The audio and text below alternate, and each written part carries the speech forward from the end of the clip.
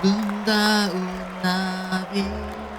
안녕하세요. 두피가 많이 가렵고 울긋불긋하고 군데군데 각질이 많아서 그런지 긁지 않아도 각질이 떨어지고 있어요. 샴푸는 헤드앤숄더 가벼운 두피 케어용으로 사용 중이고 2주에 한 번 니조랄 사용 중입니다. 바빠서 병원 갈 시간이 나지 않아 대략적으로 문의 남깁니다. 이런 문의가 들어왔는데요. 각질 상태를 보면 아마도 뒤통수인 것 같아요. 뒤통수 쪽에 이렇게 각질이 많이 들어와 있죠.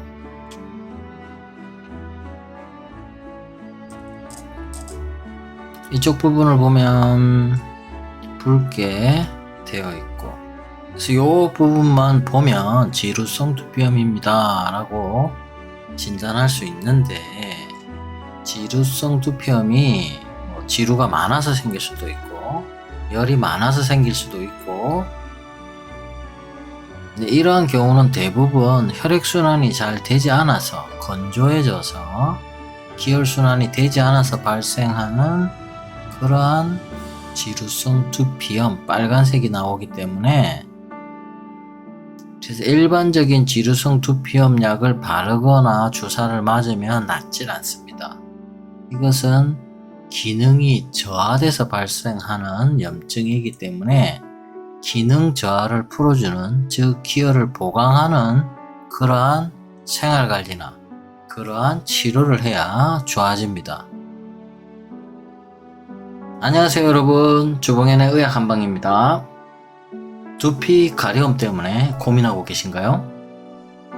오늘은 많은 분들이 겪고 있는 두피 가려움의 원인과 해결책을 알아보도록 하겠습니다. 가려움이 심하면 긁게 되고 두피가 손상되고 그 다음 문제로 심각하게 진행할 수 있습니다. 하지만 걱정하지 마세요. 두피 가려움의 원인을 정확하게 알고 관리한다면 집에서도 충분히 증상을 완화할 수 있습니다. 자, 그럼 지금부터 알아볼까요? 두피가 가려운 이유는 뭘까요?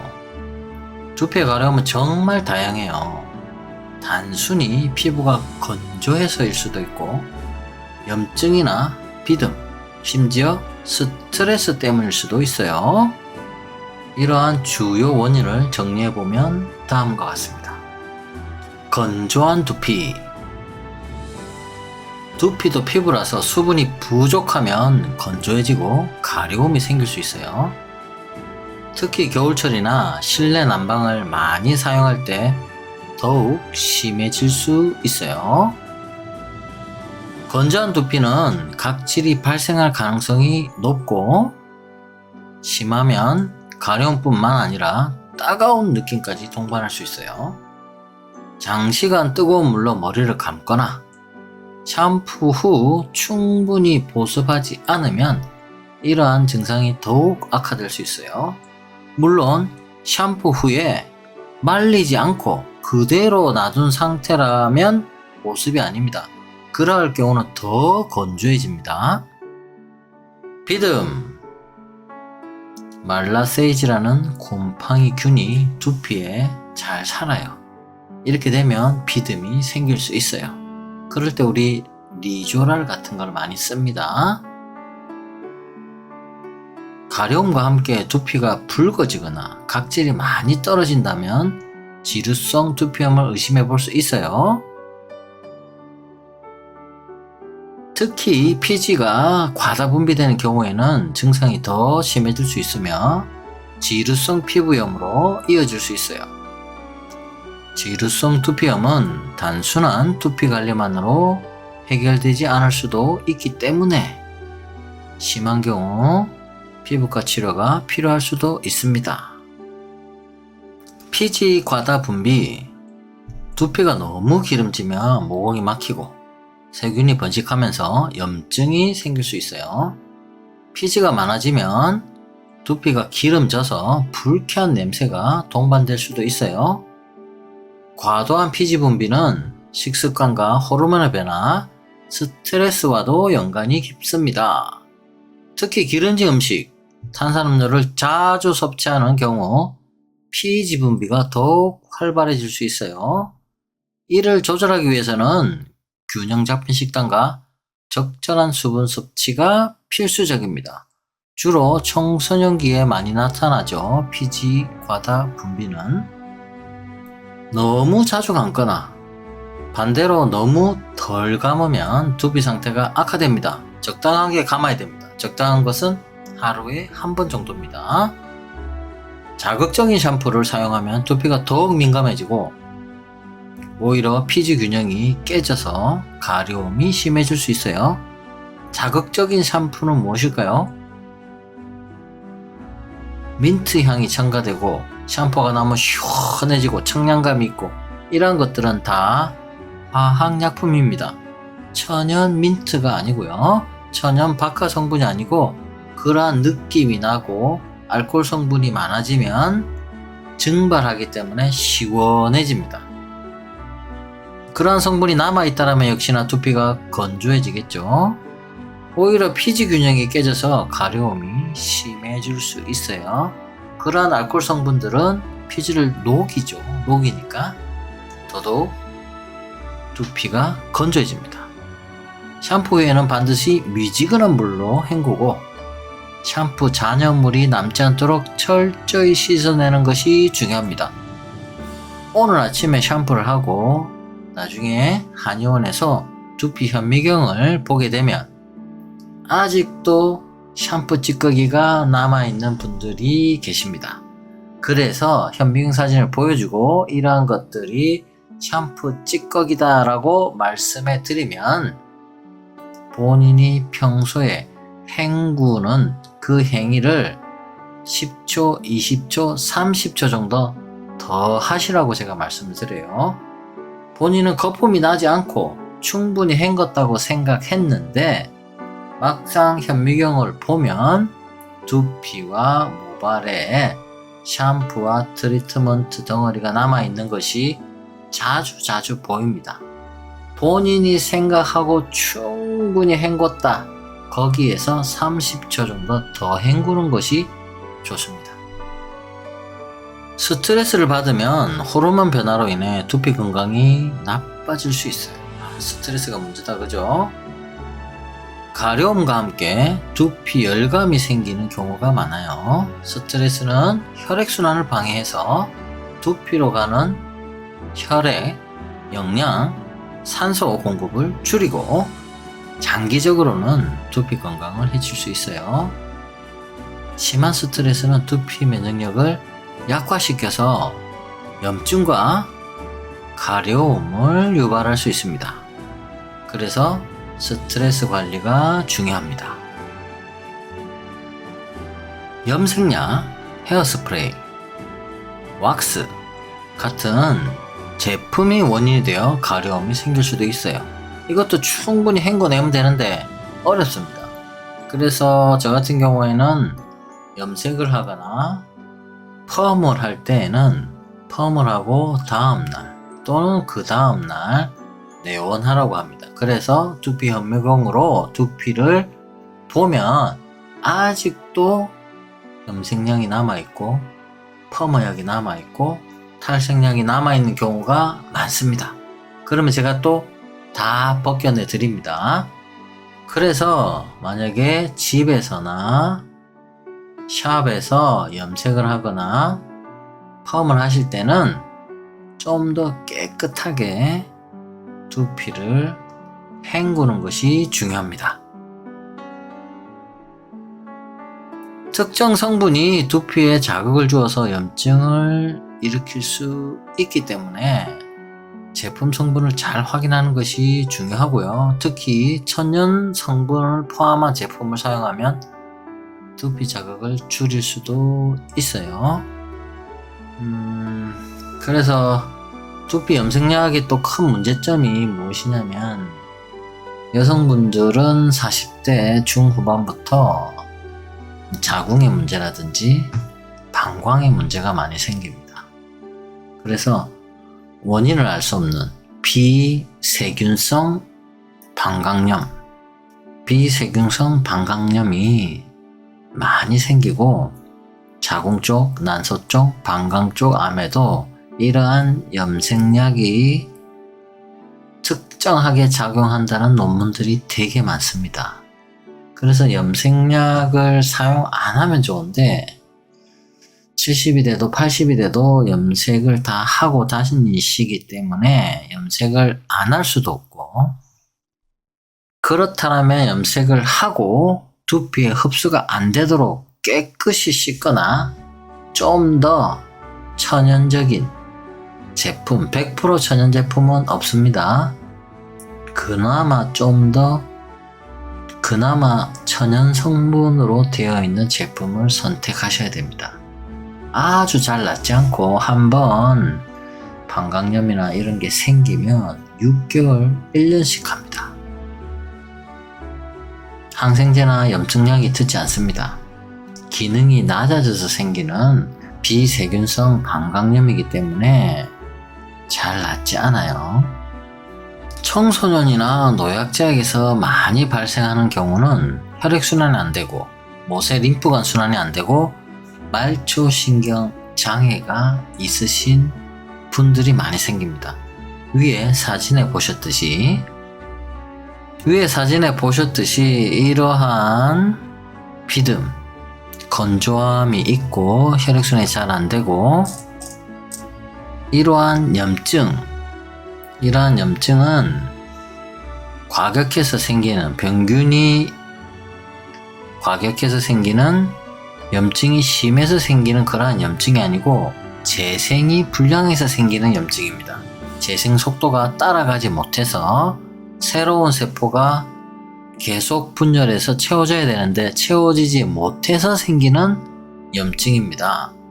그러한 분들에게 많이 나타나는 두피 가려움은 간혹 지루성 두피염이라고 진단을 하고 지루성 두피염 치료, 주사, 약을 그다음 바르는 약 이렇게 치료를 하면 6개월이고 1년이고 낫지 않습니다.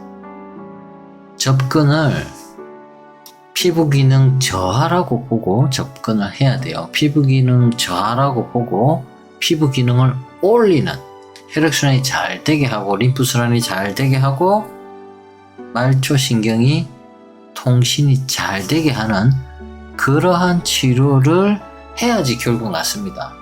항생제, 항염증, 소염 이런 걸로 치료해서는, 항알러지제를 치료해서는 낫지를 않습니다. 잘못된 자세나 운동 부족, 영양장애 등으로 두피에 순환장애가 발생하면 피부의 국소 부위에 주로 뒤통수입니다. 피부 재생이 원활하지 못하게 됩니다. 그래서 이러한 분들은 혈액순환이 잘 되도록, 즉 운동을 하고 마사지를 하고 목욕 샴푸를 하는 것이 좋습니다. 어디에? 두피에 뒷목에 운동과 마사지를 하는 것이 중요합니다. 두피 가려움의 다양한 원인을 알아봤습니다. 자, 그럼 이제는 그 해결책을 알아볼 차례입니다. 해결책 중에 가장 중요한 것이 세균이니까 항생제, 바이러스니까 항바이러스제, 염증이 있으니까 소염제가 아니라 두피의 기능을 향상시키는 것이 가장 중요합니다. 두피 유행에 따라서 샴푸를 선택하는 것도 중요합니다. 약산성 샴푸나 실리콘, 프리 샴푸나 티트릭 오일이 함유된 샴푸는 두피의 자극을 줄이면서 깨끗하게 관리할 수 있습니다. 여기서 중요한 것이 무엇을 많이 넣는가 보다 안 넣는 건데요. 계면 활성제, 합성 계면 활성제와 합성 실리콘이 들어가 있지 않는 제품을 찾는 것이 중요한데 거의 들어 있습니다. 이런 제품은 천연 화장품 파는 그러한 샵에 있어요. 인터넷 샵에 있습니다. 거기에서 베이스 샴푸를 검색해서 구매하시면 됩니다. 요즘은 네이버나 이런 데도 바로 구매 가능합니다. 천연 샴푸, 천연 베이스 샴푸라고 하고 검색하시면 여러 가지 샴푸들이 나와요. 그 중에 합성 물질이 전혀 들어있지 않는 천연 제품으로만 되어 있는 그러한 상품을 구매하시는 것이 좋습니다. 그리고 나서 두피 형태에 맞는, 두피 상황에 맞는 그러한 한약들이 있어요. 한의원이나 약국에 가면 이미 만들어서 준비되어 있는 한약들이 있습니다. 짜먹는 홍삼처럼 젤 형태로 되어 있는 한약이 있어요. 내 두피에 맞고 내 체질에 맞고 내 두피 환경에 맞는 한약을 구매하셔서 베이스 샴푸와 한약을 섞어주면 됩니다.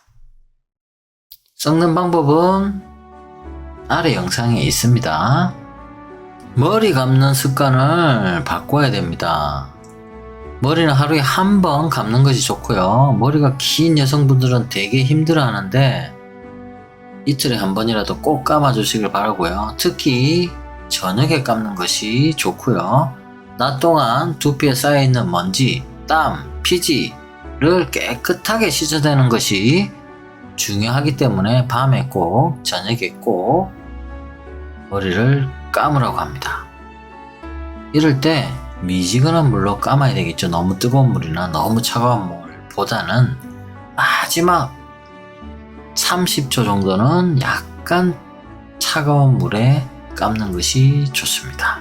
머리 감는 영상도 아래 영상에 있습니다. 두피가 건조할 경우에는 얼굴 피부처럼 보습 관리가 중요합니다. 두피 전용 보습제나 오일을 사용하면 도움이 될 수 있어요.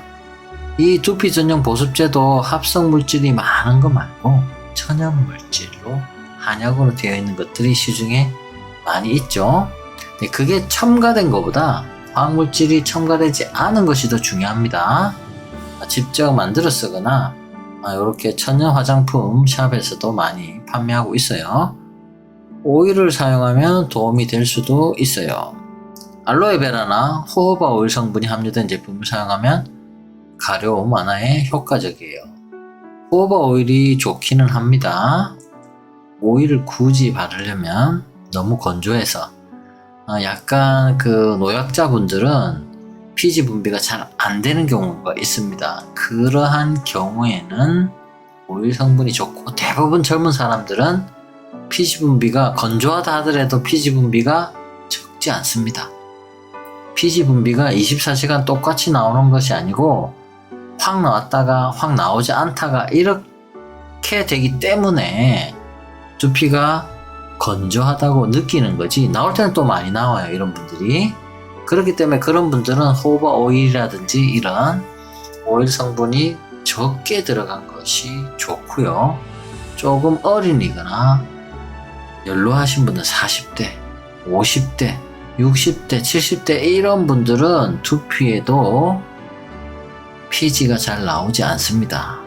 지질 성분이 잘 나오지 않아요. 그런 분들이 건조하고 가렵고 그렇다면 호호바 오일 성분이 들어가 있는 것이 두피에는 좋습니다.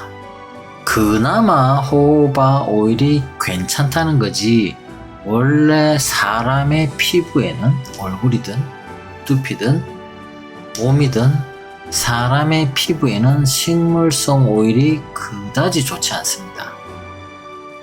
특히나 젊은 사람, 열이 많은 사람의 경우에는 식물성 오일이 모공에 끼어 있다가 산패됩니다.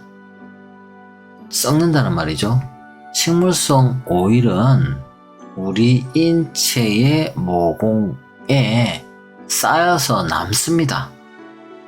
이게 문제가 됩니다. 나이가 많으신 어르신들은 몸에 열이 없기 때문에 호르몬도 작기 때문에 그러한 오일 성분이 모공에 남아 있어도 잘 산패되지 않아요. 썩지를 않아요. 염증이 안 생긴단 말입니다. 그런데 좀 젊거나 그런 분들은 얼굴에 오일 성분이 들어가 있는 화장품이나 두피에 오일 성분이 들어가 있는 에센스를 사용하면 결국 오래 쓰면 걔네들이 모공에 다 남아가지고 산패됩니다.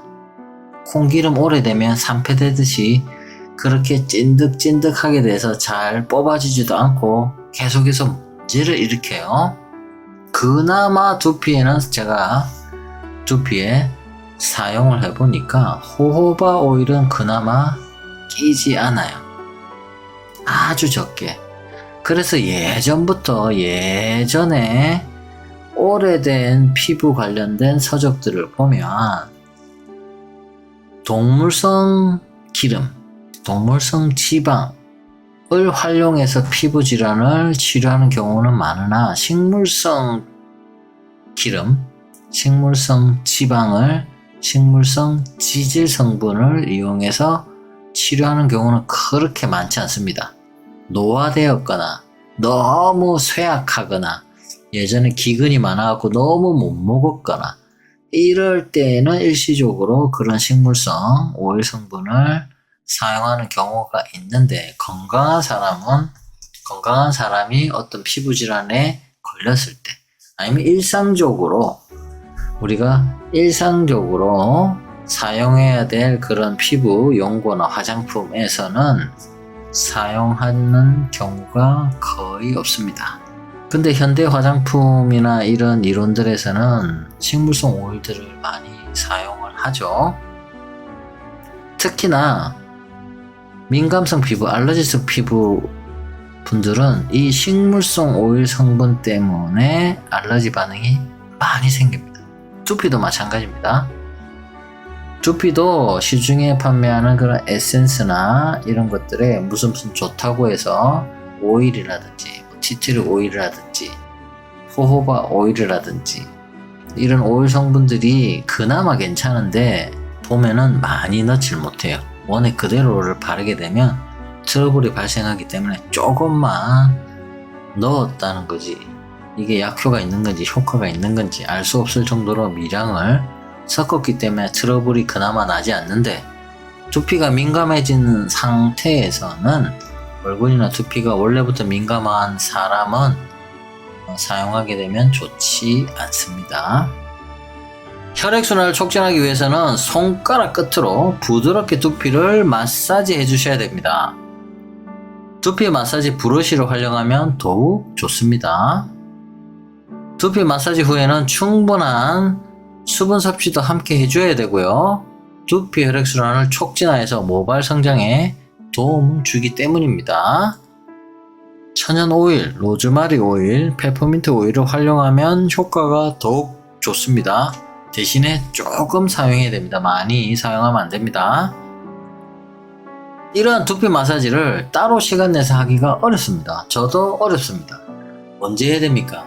위에 두피 샴푸하기 있죠. 샴푸할 때 샴푸하는 김에 샴푸하기 전에 머리도 한번 빗고 두피 마사지도 한번 하고 손가락으로도 하고 솔로도 하고 그 다음에 샴푸액을 묻히고 나서 이것이 샴푸하는 거다 라고 생각하면서 마사지하는 거다 라고 생각해서 샴푸액을 묻혀 놓으면 미끌미끌 마사지하기 편하잖아요.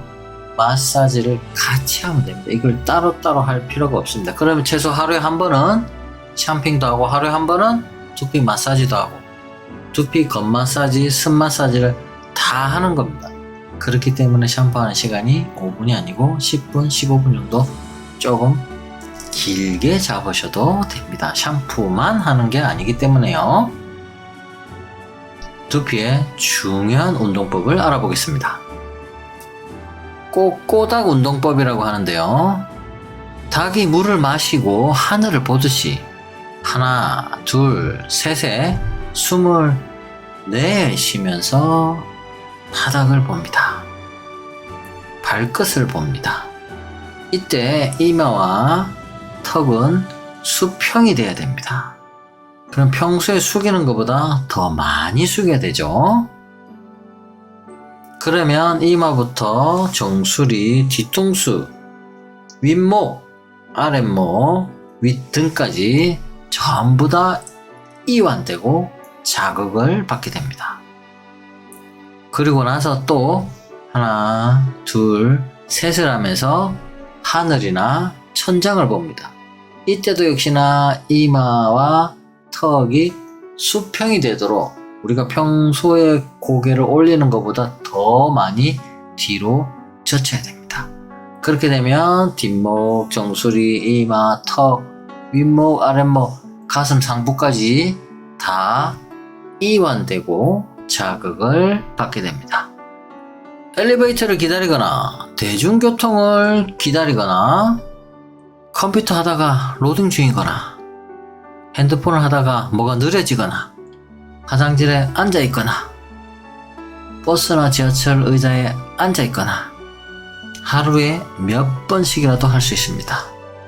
따로 시간 내어서 할 필요가 없습니다. 두피로 흐르는 모세혈관, 모세림프관 순환이 좋아집니다. 뇌 척수액의 흐름이 원활해지고 말초신경 청소가 되어서 말초신경의 신호들이 노이즈가 감소합니다. 신호가 더 잘 간다는 말입니다. 우리 와이파이 신호가 잘 핸드폰하고 잘 왔다 갔다 하듯이 말초신경이 신호, 정보가 왔다 갔다 하는데 그러한 정보 전달상의 문제, 노이즈가 감소하게 됩니다. 근육으로 보자라면 전두근, 두개표근, 측두근, 후두근, 흉쇄요돌근, 광견근, 승모근, 두판상근, 두반박근, 두췌장근, 두극근, 두경근, 경췌장근, 경장늑근, 흉장늑근, 흉극근, 흉췌장근, 견갑거근, 능형근, 후상거근이 이완되고 자극을 받습니다. 너무 많은 목이랑 얼굴, 두피에 있는 뒤통수에 있는 모든 근육을 다 같이 자극을 주고 이완을 할 수 있어요. 척추뼈로 보면은 경추 1번부터 흉추 12번까지 이완되고 자극되고요. 경락으로 보면 우리 몸에 있는 경락이 인맥과 동맥이 있고 12가지 경맥이 있는데 거의 다 얼굴 주변을 지나갑니다. 이러한 꼿꼿한 운동으로 두피, 얼굴, 목, 가슴, 등 주변에 혈관, 림프관, 근막, 근육, 경근, 경혈, 경락, 말초신경들이 이완되고 자극받아 청소가 되고 기능이 향상되게 됩니다. 그래서 일상생활에서 화장실에 가거나 무엇을 기다리거나 엘리베이터 기다리면 딱히 할 일이 없거나 이럴 때에 계속해서 활용하시면 행동을 꼬꼬닥 운동을 하시면 자연히 두피 기능이 높아집니다. 두피 탈모하면 꼭 나오는 음식 이야기가 있습니다. 비타민 B, 비오틴이죠. 오메가3 풍부한 음식을 섭취하면 두피 건강에도 좋고 온몸의 건강에도 좋습니다. 견과류를 많이 먹으라 그러고 생선, 달걀, 녹색 채소 등을 많이 섭취하라고 합니다. 또 설탕이 들어있으면 염증을 유발하기 때문에 가급적 줄이는 것이 좋다고 합니다. 이게 일반적인 자료를 찾으면 다 있는 내용인데요. 세부적으로 들어가면 약간의 편차들이 있습니다. 굳이 탈모 때문이 아니더라도 온몸에 건강하기 위해서 우리가 먹어야 되는 음식 어떤 걸 찾아서 어떤 성분 하나를 찾아서 먹는 것보다 이것을 먼저 실천해 보면 좋습니다. 4가지 방법이 있어요. 첫 번째는 통뼈가 들어가 있는 음식을 먹어야 됩니다.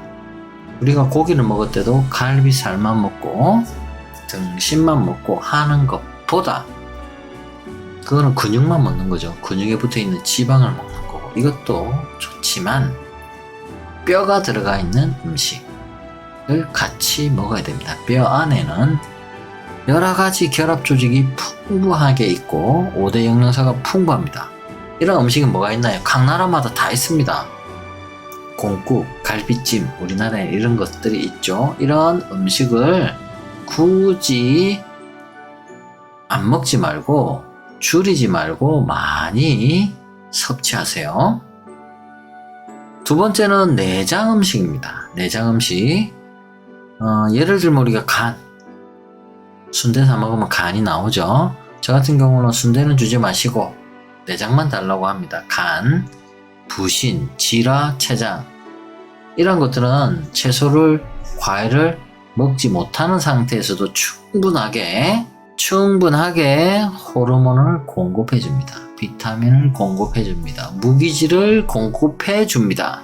그렇기 때문에 간, 부신, 지라, 췌장 이러한 내장이 들어가 있는 음식들 한국에는 되게 많죠. 그러한 음식들을 섭취하는 것이 좋습니다. 세 번째는 모두가 다 알고 계시듯이 효소를 먹어야 됩니다. 우리는 우리만 살 수는 없습니다. 우리 몸은 60조 개의 세포가 있는데 우리 장내에 있는 세균들, 예를 들면 대장균 같은 세균들은 그것의 10배에서 100배까지 있다고 합니다. 우리 몸의 세포의 숫자보다 더 많아요. 물론 크기가 작으니까 이 장 안에 들어가 있을 수 있습니다. 그래서 일반적으로 우리 몸은 60조, 많이 보는 데는 100조 개의 세포가 있다는데 인간의 장내 세균은 1000조 개 이상이라고 합니다. 이러한 세균도 많이 필요하듯이 효소들도 많이 필요합니다. 우리가 만들어내는 효소도 있지만 외부에서 섭취해서 보충해주는 효소도 있어요. 특히나 채소와 과일은 효소를 섭취하기에는 너무나 좋은 음식입니다. 채소와 과일이 없을 때는 한겨울에는 어떻게 효소를 흡수합니까? 동물의 내장에는 비타민, 무기질은 있지만 효소는 들어있지 않기 때문에 삶아 먹죠. 그러한 경우에 발효식품이 이제 나오는 겁니다. 우리나라 같으면 발효된장. 된장을 사실 때는 안에 식품 유행에 보면 시골 된장, 한국 된장 뭐 이런 식으로 적혀 있는 것을 사셔야 됩니다. 그게 발효된 된장이고 그냥 된장이라고 써 있으면 콩을 발효되지 않은 콩으로 조미를 넣어서 된장 맛이 나도록 해놓은 된장입니다. 즉 발효 안 된 된장이죠. 그래서 된장을 사실 때도 발효 된장, 옛날 된장, 시골식 된장을 사셔야 되고 어떤 제품들은 발효 된장하고 양조 된장, 즉 그냥 콩을 갈아 놓은 거, 콩을 죽 내놓은 거를 이게 섞어가지고 들어있다라는 표현으로 해놓은 것도 있어요. 자세히 보시면 발효 된장만으로 해놓은 된장들이 있습니다. 그러한 된장을 드시면 채소나 과일 먹을 때 같이 드시면 밥을 드실 때 같이 드시면 효소를 먹을 수 있습니다. 이제 네 번째는 저탄고지입니다.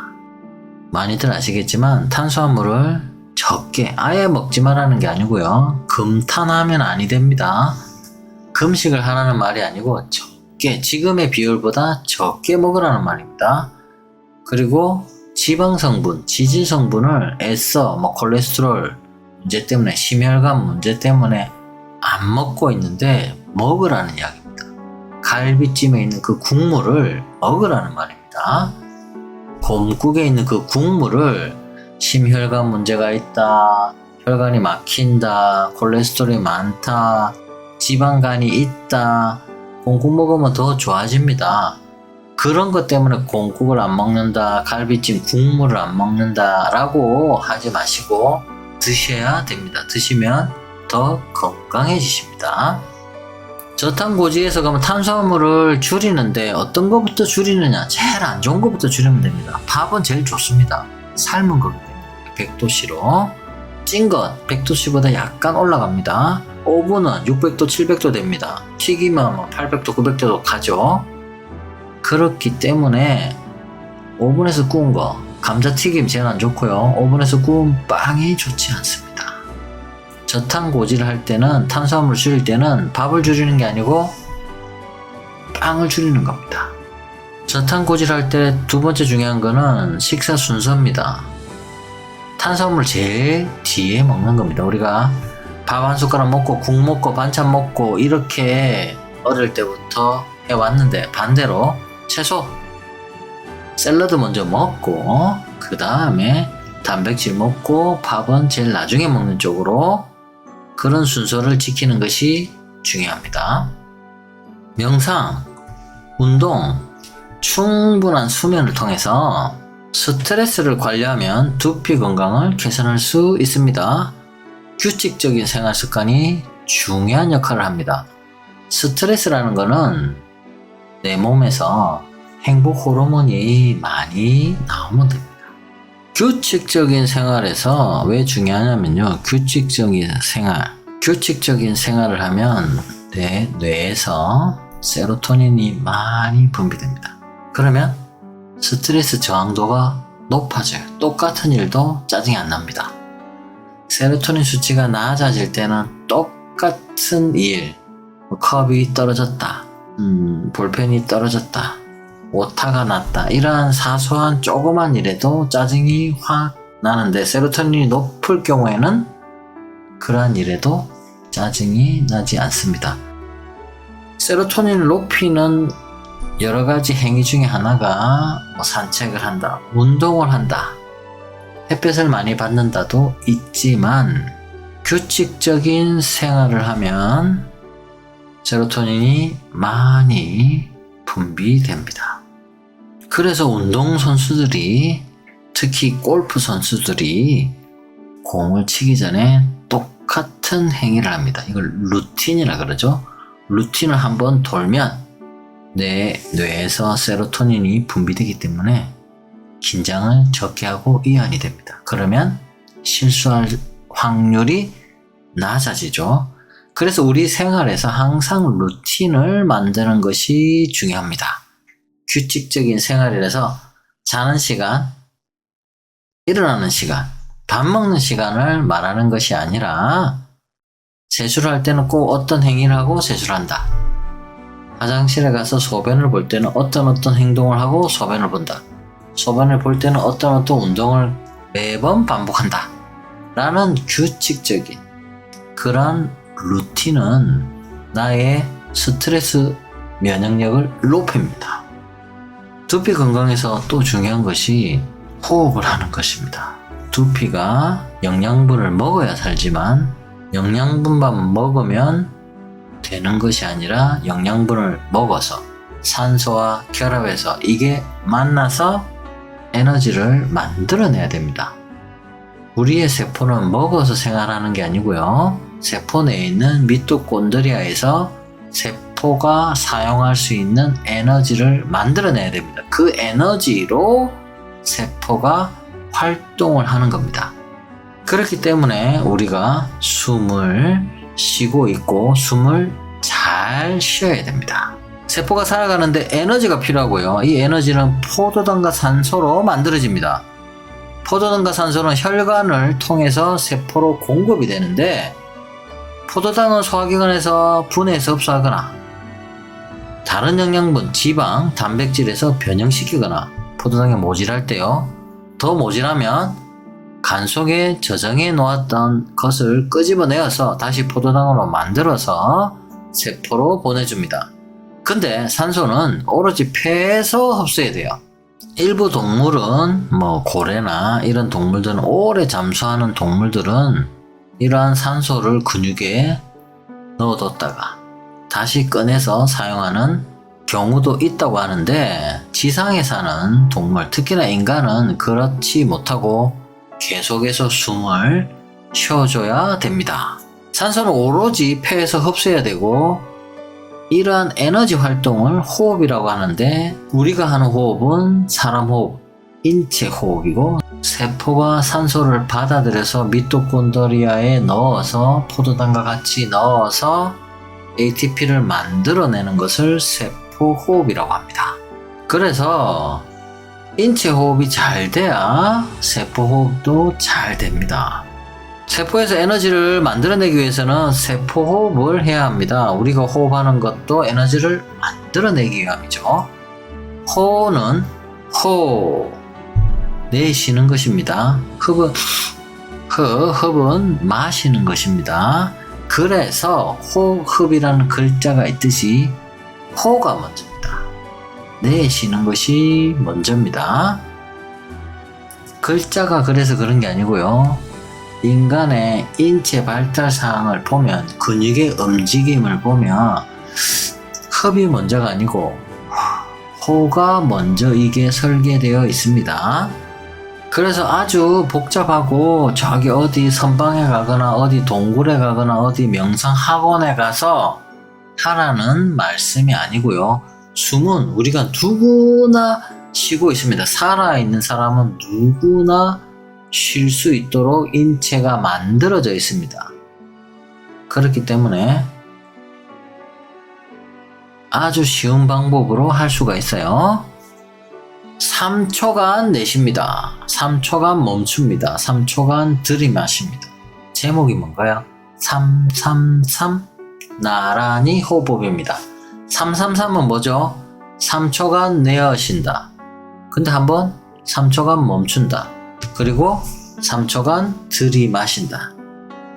간단하죠?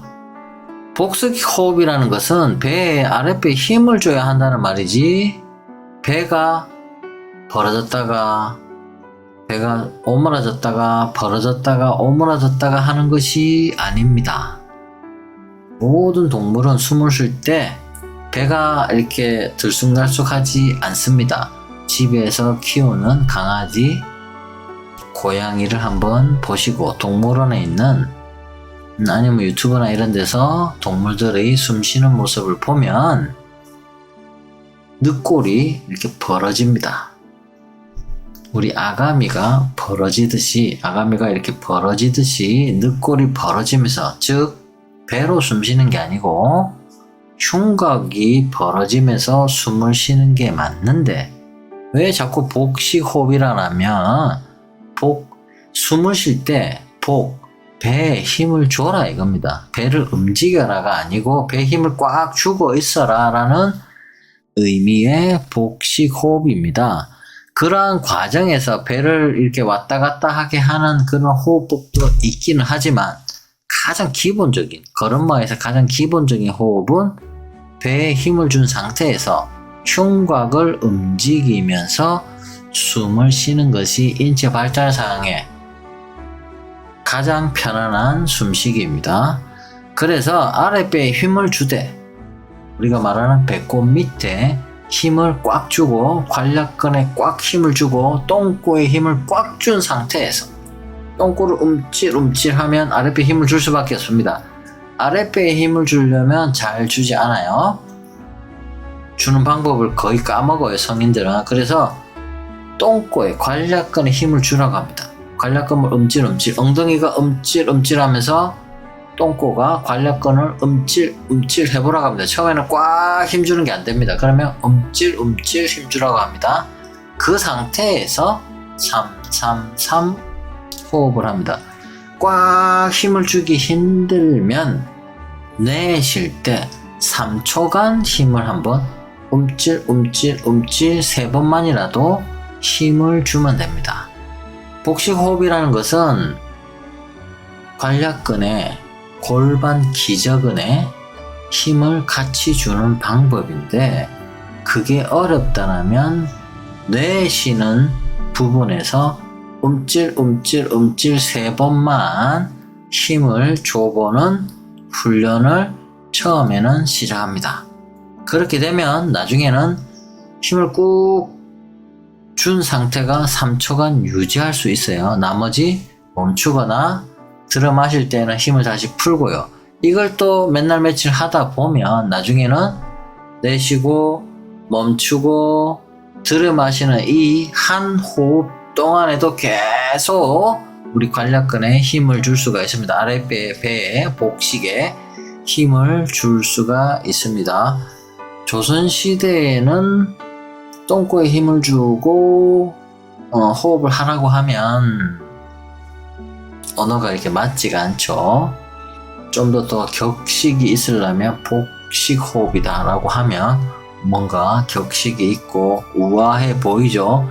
요점은 배를 움찔거리는 게 아니고 배 밑에 있는 아랫배와 아랫배 밑에 있는 골반 기저근, 관략근을 힘을 주는 겁니다. 그래서 3초간 내쉽니다. 3초간 멈춥니다. 3초간 들이마십니다. 그런데 여기서 나란히가 있어요. 나란히라는 것은 흉곽을 충분하게 이완시키기 위해서 손을 나란히를 해줍니다. 견갑골을 충분하게 라운딩을 시켜주기 위해서입니다. 호흡할 때입니다. 그래서 호흡할 때는 3초간 배에 힘주고 손도 나란히 하고, 멈출 때는 이렇게 멈추고, 차렷해서 멈추고, 들여 마실 때도 차렷한 상태에서 들여 마시면 됩니다. 내쉬고 멈추고 들여 마실 때 전부 다 코, 내쉬고 들여 마실 때는 입이 아닌 코로 숨을 쉬는 것이 좋습니다. 처음에는 이것도 생각해야 되고 저것도 생각해야 되고 배에도 힘을 줘야 되고 팔도 나란히 해야 되고 숨도 내쉬라 그러고, 내쉴 때는 배는 또 힘만 주라 그러고 이렇게는 하지 마라 그러고, 그래서 엄청 헷갈립니다. 이렇게 간단하게 만들어 놨는데도 엄청 헷갈려 하십니다. 그런데 숨 쉬는 거는 우리가 매일같이 숨을 쉽니다. 숨이라는 거는 우리가 생각은 하루 종일 생각은 5만 가지 생각을 한답니다. 숨도 마찬가지입니다. 숨도 5만 가지입니다. 들여 마시고 내쉬고 이걸 합쳐서 5만 가지입니다. 그러니까 호흡으로 보면 25,000번 정도 하루에 숨을 쉰다고 합니다. 그렇게 오랫동안 숨을 쉬기 때문에 교정을 연습을 조금만 해주시면 나중엔 자다가도 자연스럽게 정확한 호흡을 할 수 있게 됩니다. 여러 가지 다양한 목적의 호흡하는, 명상하는, 그 다음에 선방에서나 이런 데서 호흡을 알려줍니다. 그 목적에 따라서 다 틀렸다는 말이 아니고요. 그 목적에 따라서 다양한 방법의 호흡이 있고, 제가 말씀드린 거는 기본의 기본입니다. 다른 데서 배우시는 호흡법은 고급반이에요. 이것은 누구나 할 수 있는 가장 기초반 이야기입니다. 다른 데서 호흡법을 연습하고 있다면 그 호흡법을 그대로 계속 하시면 좋아요. 쉴 때는 바른 자세를 잡아야 하기 때문에 머리는 바르게, 목도 가지런하게, 흉추는 충분한 망곡을 이루고 견갑골은 넓게 멀리 미끄러져야 하기 때문에 이게 다 복잡한데 한 가지로 말하면 앞으로 나란히를 하면 됩니다. 그래서 3초 동안 나란히 하면서 숨을 내쉬고 멈추고 숨을 들이마시고 이렇게 333으로 하고요. 3초가 여유롭다면, 한 호흡에 3초씩 하는 게 여유롭다면 444 호흡법으로 나아가시고요. 444 호흡법이 괜찮으시다면 555 호흡법으로, 보통 젊은 사람들은 555 호흡법 정도로 합니다. 저는 한참 할 때는 30초 도 가능해요. 그냥 평범한 사람인데도 가능합니다. 하다 보면 그게 이제 1시간 동안 가능한 게 아니고 5분, 10분 정도는 30초도 연습을 하면 가능해집니다. 그래서 뭐 30초, 1분 뭐 이런 식으로도 호흡을 연습하면 가능한데, 지금은 처음 기초반일 때는 3초만 해도 충분합니다. 333 이게 되면 444 이게 되면 5 계속 연습을 하면 10도 되고요. 30도 가능합니다. 한번 그렇게 해보세요.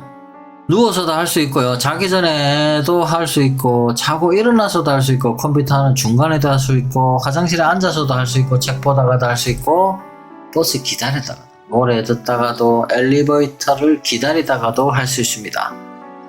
우리가 이게 말할 때 이렇게 숨이 계속 나가는 이게 보통은 뭐 종교적으로 우리가 뭐 명상을 한다거나 연부를 한다거나 찬송가를 부른다거나 성경책을 읽는다거나 이런 거를 많이 하다 보면 이 호흡이 거의 30초 단위로 가는 경우가 많이 있습니다. 그래서 저도 30초, 30초, 30초 호흡으로 마지막에는 그 단계까지 연습을 했는데, 사람들이 뭔가를 암송하거나 종교적인 것을 암송하거나 시를 암송하거나 하면 호흡이 많이 원활해지는데, 이렇게 되면 30초 간격이 333 하면 1분 30초죠. 1분 30초 간격이 가장 많다고 합니다. 여러 나라에 이런 암송하는 것을 보면 이 호흡의 길이가, 한 호흡의 길이가 1분 30초 단위가 많이 있다고 합니다. 이 호흡법은 두피 탈모에만 좋은 게 아니고, 호흡이니까 산소를 미토콘드리아에 넣어주는 거죠. 그러면 미토콘드리아가 건강해집니다. 자기 할 일이 생기니까요. 그러면 세포 하나에 미토콘드리아도 4개, 10개씩 있습니다. 세포 하나에 미토콘드리아가 하나가 아니고요. 그래서 기능이 낮은 세포는 미토콘드리아가 세포 하나에 1개고요. 기능이 좋은 세포는 세포 안에 미토콘드리아가 10개씩 막 있어요. 그럼 그런데 산소를 많이 보내줘야 자기 할 일을 하고, 자기도 세포 분열을 해서 미토콘드리아가 더 생기겠죠, 세포 내에서. 그렇기 때문에 기능이 낮아지는 질환들, 노인성 질환들, 치매, 알츠하이머, 뇌발달, 인지장애, 이러한 병동에서는 이런 훈련을, 숨쉬는 훈련을 많이 같이 하게 됩니다. 역시나 미토콘드리아 기능이 낮아지는 그러한 세포들이 결국은 암세포가 되거든요. 그래서 암병동이나 암회복병동에서는 세포대사 기능을 높이기 위해서 이러한 호흡, 그런 호흡을 많이 활용하고 있어요. 두피에 가장 좋은 운동은 역시나 목운동인데요. 목운동 다음으로 전체적인 우리 몸의 순환 기능을 높여서 결과적으로 두피에도 좋게 하기 위해서는 걷기가 중요합니다. 하루에 30분, 일주일에 3번 정도만 하면 됩니다. 더 걷는 것도 괜찮지만 하루에 30분도 10분씩, 10분씩, 5분씩, 5분씩 나눠서 걸어도 됩니다. 처음에는 가볍게 시작하는 것이 좋습니다. 3시간씩, 10시간씩 이렇게 무리하지 마시고 30분만 걸으면 돼요. 걷는 것 중에서 정확하게만 걸으면 됩니다. 5분을 걸어도 정확하게 성큼 걷는 것이 가장 중요합니다. 성큼이라는 것은 보폭을 넓히는 겁니다. 지금의 보폭보다 5cm, 10cm 정도 더 넓게 걷는 겁니다. 성큼 걷는다는 말이 그 말이죠. 성큼 걷고 냉큼은 속도를 빠르게 한다는 거죠. 그래서 성큼, 냉큼 운동법입니다. 성큼, 냉큼 걷기. 보폭을 넓게 하고 약간 빠르게 걸어야 됩니다. 이게 걷기의 끝입니다. 이렇게 걸으면 하루에 30분, 일주일에 3번 정도만 걸으면 건강에는 문제가 없습니다. 보폭이 넓게 되면 뒤꿈치, 발가락 모두 발목을 사용해야 되고 무릎, 고관절도 충분히 움직여야 돼요. 그러면 우리의 몸에 발가락, 발목, 무릎, 고관절을 충분히 움직여주다 보니 걷다 보면은 앞뒤, 좌우 이러한 불균형이, 밸런스가 맞지 않는 것이 교정이 됩니다.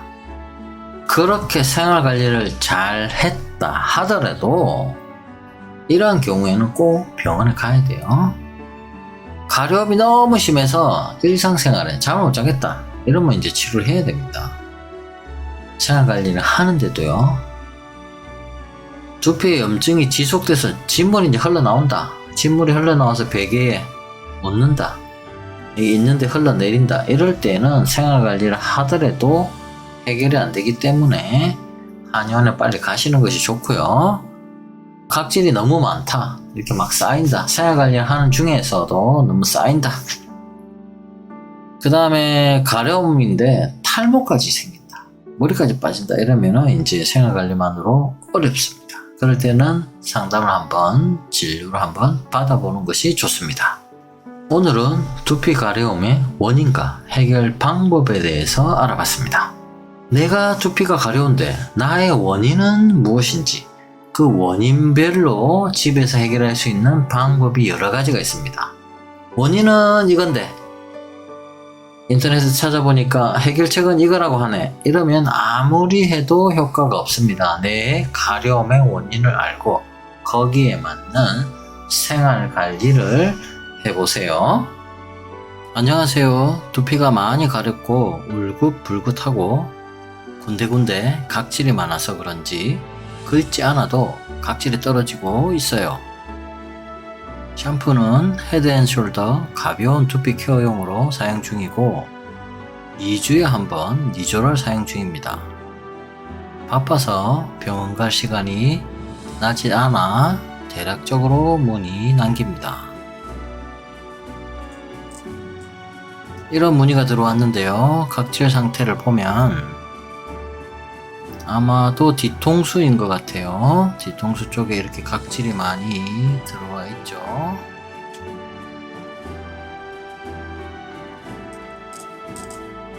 이쪽 부분을 보면 붉게 되어 있고, 그래서 이 부분만 보면 지루성 두피염입니다 라고 진단할 수 있는데, 지루성 두피염이 지루가 많아서 생길 수도 있고 열이 많아서 생길 수도 있고,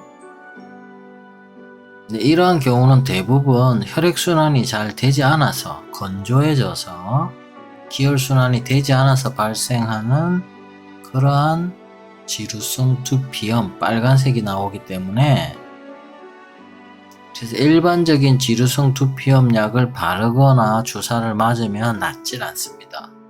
이것은 기능이 저하돼서 발생하는 염증이기 때문에 기능 저하를 풀어주는, 즉 기혈을 보강하는 그러한 생활관리나 그러한 치료를 해야 좋아집니다. 안녕하세요 여러분, 주봉현의 의학 한방입니다. 두피 가려움 때문에 고민하고 계신가요? 오늘은 많은 분들이 겪고 있는 두피 가려움의 원인과 해결책을 알아보도록 하겠습니다.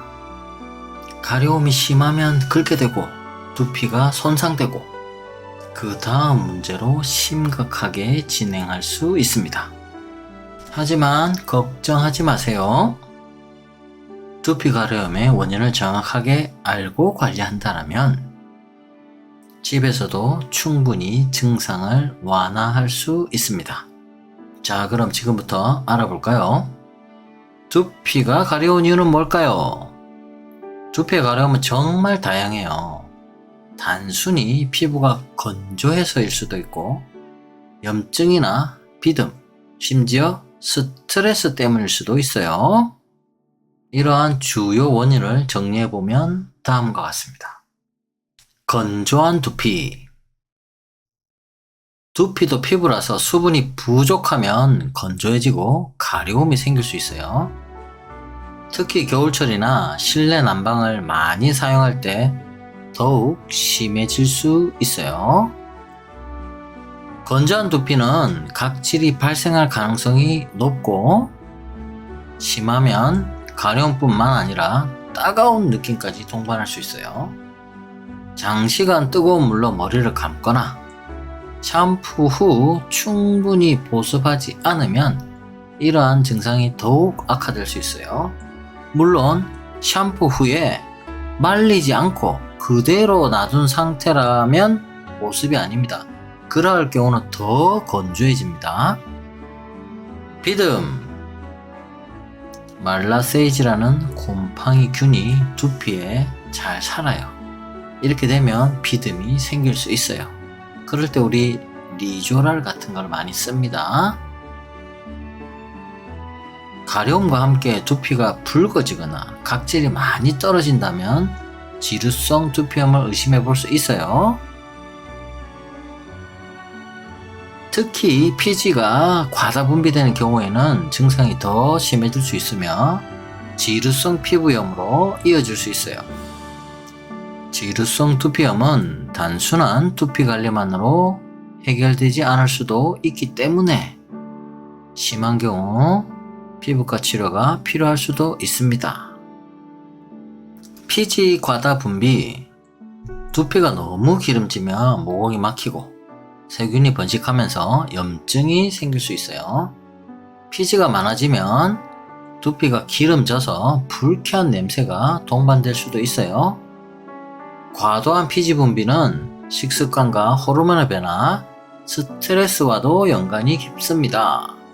특히 기름진 음식, 탄산음료를 자주 섭취하는 경우 피지 분비가 더욱 활발해질 수 있어요. 이를 조절하기 위해서는 균형 잡힌 식단과 적절한 수분 섭취가 필수적입니다. 주로 청소년기에 많이 나타나죠. 피지 과다 분비는. 너무 자주 감거나 반대로 너무 덜 감으면 두피 상태가 악화됩니다. 적당하게 감아야 됩니다. 적당한 것은 하루에 한 번 정도입니다.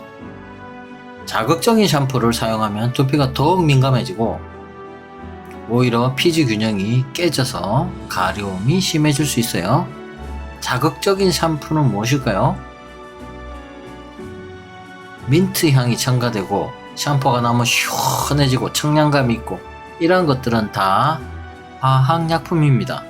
천연 민트가 아니고요. 천연 박하 성분이 아니고 그러한 느낌이 나고 알코올 성분이 많아지면 증발하기 때문에 시원해집니다. 그러한 성분이 남아있다면 역시나 두피가 건조해지겠죠. 오히려 피지 균형이 깨져서 가려움이 심해질 수 있어요. 그러한 알코올 성분들은 피지를 녹이죠. 녹이니까 더더욱 두피가 건조해집니다. 샴푸 후에는 반드시 미지근한 물로 헹구고 샴푸 잔여물이 남지 않도록 철저히 씻어내는 것이 중요합니다. 오늘 아침에 샴푸를 하고 나중에 한의원에서 두피 현미경을 보게 되면 아직도 샴푸 찌꺼기가 남아있는 분들이 계십니다. 그래서 현미경 사진을 보여주고 이러한 것들이 샴푸 찌꺼기다 라고 말씀해 드리면 본인이 평소에 헹구는 그 행위를 10초, 20초, 30초 정도 더 하시라고 제가 말씀을 드려요. 본인은 거품이 나지 않고 충분히 헹궜다고 생각했는데 막상 현미경을 보면 두피와 모발에 샴푸와 트리트먼트 덩어리가 남아있는 것이 자주 보입니다. 본인이 생각하고 충분히 헹궜다. 거기에서 30초 정도 더 헹구는 것이 좋습니다. 스트레스를 받으면 호르몬 변화로 인해 두피 건강이 나빠질 수 있어요. 스트레스가 문제다, 그죠? 가려움과 함께 두피 열감이 생기는 경우가 많아요. 스트레스는 혈액순환을 방해해서 두피로 가는 혈액, 영양, 산소 공급을 줄이고 장기적으로는 두피 건강을 해칠 수 있어요. 심한 스트레스는 두피 면역력을 약화시켜서 염증과 가려움을 유발할 수 있습니다. 그래서 스트레스 관리가 중요합니다. 염색약, 헤어스프레이, 왁스 같은 제품이 원인이 되어 가려움이 생길 수도 있어요. 이것도 충분히 헹궈내면 되는데 어렵습니다. 그래서 저 같은 경우에는 염색을 하거나 펌을 할 때에는 펌을 하고 다음날 또는 그 다음날 내원하라고 합니다. 그래서 두피 현미경으로 두피를 보면 아직도 염색량이 남아있고 펌의약이 남아있고 탈색량이 남아있는 경우가 많습니다. 그러면 제가 또 다 벗겨내 드립니다. 그래서 만약에 집에서나 샵에서 염색을 하거나 펌을 하실 때는 좀 더 깨끗하게 두피를 헹구는 것이 중요합니다. 특정 성분이 두피에 자극을 주어서 염증을 일으킬 수 있기 때문에 제품 성분을 잘 확인하는 것이 중요하고요. 특히 천연 성분을 포함한 제품을 사용하면 두피 자극을 줄일 수도 있어요. 그래서 두피 염색약의 또 큰 문제점이 무엇이냐면 여성분들은 40대 중후반부터 자궁의 문제라든지 방광의 문제가 많이 생깁니다. 그래서 원인을 알 수 없는 비세균성 방광염이 많이 생기고 자궁 쪽, 난소 쪽, 방광 쪽 암에도 이러한 염색약이 특정하게 작용한다는 논문들이 되게 많습니다. 그래서 염색약을 사용 안 하면 좋은데 70이 돼도 80이 돼도 염색을 다 하고 다니시기 때문에 염색을 안 할 수도 없고, 그렇다면 염색을 하고 두피에 흡수가 안 되도록 깨끗이 씻거나 좀 더 천연적인 제품, 100% 천연 제품은 없습니다. 그나마 천연 성분으로 되어 있는 제품을 선택하셔야 됩니다. 아주 잘 낫지 않고 한번 방광염이나 이런 게 생기면 6개월, 1년씩 합니다. 항생제나 염증약이 듣지 않습니다. 기능이 낮아져서 생기는 비세균성 방광염이기 때문에 잘 낫지 않아요. 청소년이나 노약자에게서 많이 발생하는 경우는 혈액순환이 안 되고 모세 림프관 순환이 안 되고 말초신경 장애가 있으신 분들이 많이 생깁니다. 위에 사진에 보셨듯이 이러한 비듬, 건조함이 있고 혈액순환이 잘 안 되고 이러한 염증은 과격해서 생기는, 병균이 과격해서 생기는, 염증이 심해서 생기는 그러한 염증이 아니고 재생이 불량해서 생기는 염증입니다. 재생 속도가 따라가지 못해서 새로운 세포가 계속 분열해서 채워져야 되는데 채워지지 못해서 생기는 염증입니다. 그러한 분들에게 많이 나타나는 두피 가려움은 간혹 지루성 두피염이라고 진단을 하고 지루성 두피염 치료, 주사, 약을 그다음 바르는 약 이렇게 치료를 하면 6개월이고 1년이고 낫지 않습니다.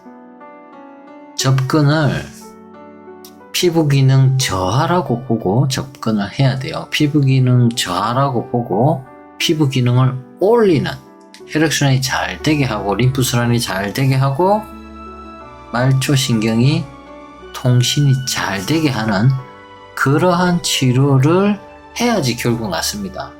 항생제, 항염증, 소염 이런 걸로 치료해서는, 항알러지제를 치료해서는 낫지를 않습니다.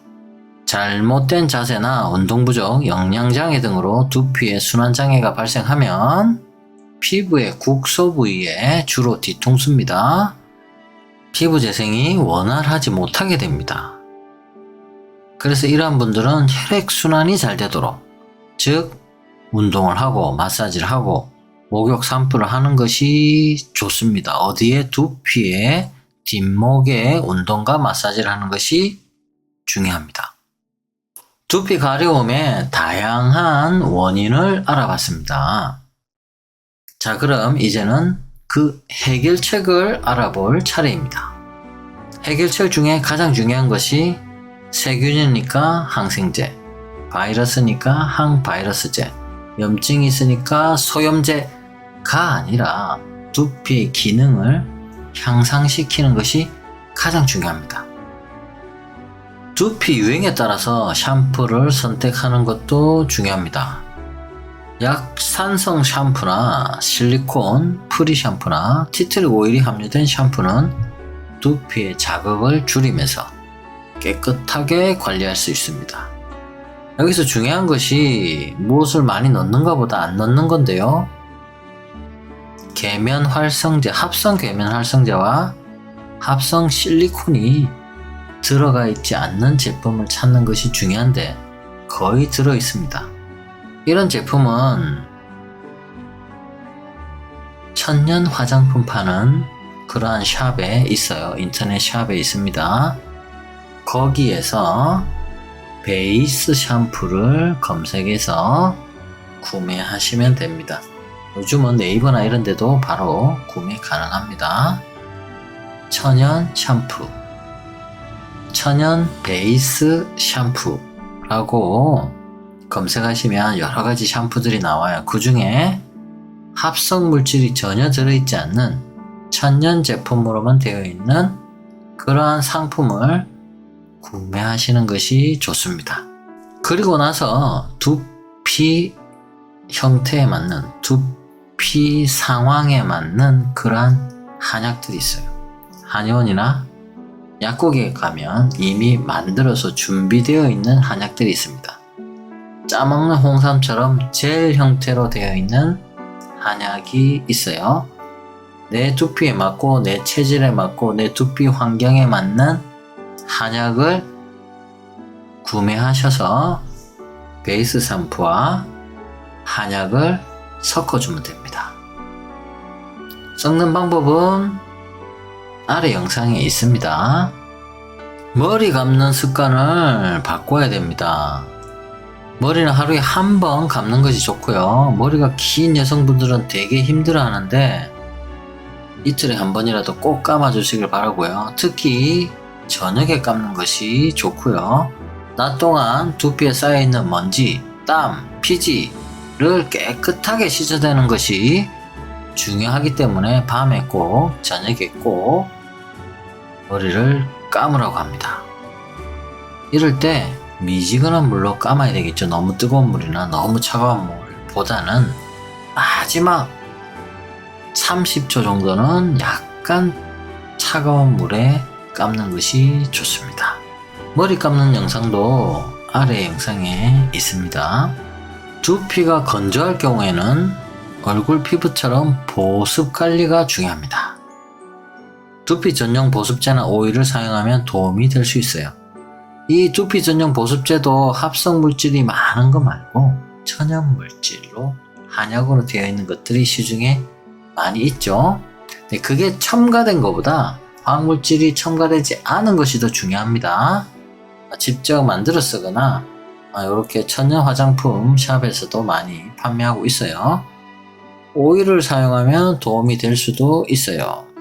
알로에베라나 호호바 오일 성분이 함유된 제품을 사용하면 가려움 완화에 효과적이에요. 호호바 오일이 좋기는 합니다. 오일을 굳이 바르려면 너무 건조해서 약간 그 노약자분들은 피지 분비가 잘 안 되는 경우가 있습니다. 그러한 경우에는 오일 성분이 좋고 대부분 젊은 사람들은 피지 분비가 건조하다 하더라도 피지 분비가 적지 않습니다. 피지 분비가 24시간 똑같이 나오는 것이 아니고 확 나왔다가 확 나오지 않다가 이렇게 되기 때문에 두피가 건조하다고 느끼는 거지, 나올 때는 또 많이 나와요, 이런 분들이. 그렇기 때문에 그런 분들은 호호바 오일이라든지 이런 오일 성분이 적게 들어간 것이 좋고요. 조금 어린이거나 연로하신 분들 40대, 50대, 60대, 70대 이런 분들은 두피에도 피지가 잘 나오지 않습니다. 지질 성분이 잘 나오지 않아요. 그런 분들이 건조하고 가렵고 그렇다면 호호바 오일 성분이 들어가 있는 것이 두피에는 좋습니다. 그나마 호호바 오일이 괜찮다는 거지, 원래 사람의 피부에는 얼굴이든 두피든 몸이든 사람의 피부에는 식물성 오일이 그다지 좋지 않습니다. 특히나 젊은 사람, 열이 많은 사람의 경우에는 식물성 오일이 모공에 끼어 있다가 산패됩니다. 썩는다는 말이죠. 식물성 오일은 우리 인체의 모공에 쌓여서 남습니다. 이게 문제가 됩니다. 나이가 많으신 어르신들은 몸에 열이 없기 때문에, 호르몬도 작기 때문에 그러한 오일 성분이 모공에 남아 있어도 잘 산패되지 않아요. 썩지를 않아요. 염증이 안 생긴단 말입니다. 그런데 좀 젊거나 그런 분들은 얼굴에 오일 성분이 들어가 있는 화장품이나 두피에 오일 성분이 들어가 있는 에센스를 사용하면 결국 오래 쓰면 걔네들이 모공에 다 남아가지고 산패됩니다. 콩기름 오래되면 산패되듯이 그렇게 찐득찐득하게 돼서 잘 뽑아지지도 않고 계속해서 문제를 일으켜요. 그나마 두피에는 제가 두피에 사용을 해보니까 호호바 오일은 그나마 끼지 않아요. 아주 적게. 그래서 예전에 오래된 피부 관련된 서적들을 보면 동물성 기름, 동물성 지방을 활용해서 피부 질환을 치료하는 경우는 많으나 식물성 기름, 식물성 지방을 식물성 지질 성분을 이용해서 치료하는 경우는 그렇게 많지 않습니다. 노화되었거나 너무 쇠약하거나 예전에 기근이 많아갖고 너무 못 먹었거나 이럴 때에는 일시적으로 그런 식물성 오일 성분을 사용하는 경우가 있는데 건강한 사람이 어떤 피부 질환에 걸렸을 때 아니면 우리가 일상적으로 사용해야 될 그런 피부 용고나 화장품에서는 사용하는 경우가 거의 없습니다. 근데 현대 화장품이나 이런 이론들에서는 식물성 오일들을 많이 사용을 하죠. 특히나 민감성 피부, 알러지성 피부 분들은 이 식물성 오일 성분 때문에 알러지 반응이 많이 생깁니다. 두피도 마찬가지입니다. 두피도 시중에 판매하는 그런 에센스나 이런 것들에 무슨 좋다고 해서 오일이라든지 티트리 오일이라든지 호호바 오일이라든지 이런 오일 성분들이 그나마 괜찮은데 보면은 많이 넣질 못해요. 원액 그대로를 바르게 되면 트러블이 발생하기 때문에 조금만 넣었다는 거지 이게 약효가 있는 건지 효과가 있는 건지 알 수 없을 정도로 미량을 섞었기 때문에 트러블이 그나마 나지 않는데 두피가 민감해진 상태에서는 얼굴이나 두피가 원래부터 민감한 사람은 사용하게 되면 좋지 않습니다. 혈액순환을 촉진하기 위해서는 손가락 끝으로 부드럽게 두피를 마사지 해주셔야 됩니다. 두피 마사지 브러쉬를 활용하면 더욱 좋습니다. 두피 마사지 후에는 충분한 수분 섭취도 함께 해줘야 되고요. 두피 혈액순환을 촉진하여서 모발 성장에 도움을 주기 때문입니다. 천연 오일, 로즈마리 오일, 페퍼민트 오일을 활용하면 효과가 더욱 좋습니다. 대신에 조금 사용해야 됩니다. 많이 사용하면 안 됩니다.